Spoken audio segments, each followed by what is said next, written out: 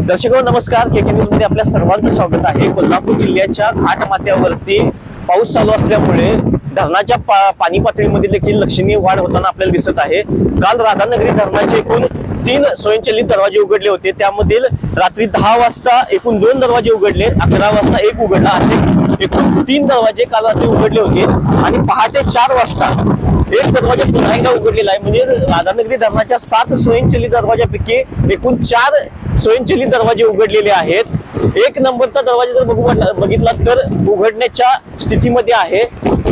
भोगावती नदी पात्रामध्ये सध्या तर एकूण 7212 क्युसेकचा विसर्ग हा भोगावती नदी पात्रामध्ये होत आहे।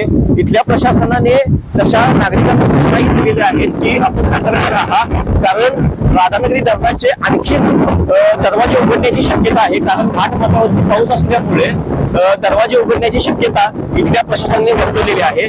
आम्हीही आमच्या केके न्यूजच्या वतीने तुम्हाला वेळोवेळी राधानगरी धरणाचे तुम्हाला अपडेट देतच आहोत। तरी जे कोणी नदीकाठचे लोक आहेत त्यांनी सतर्क राहावा, कारण घाटमाथ्यावरती अजूनही पाऊस चालू असल्यामुळे दरवाजे उघडण्याची शक्यता आहे।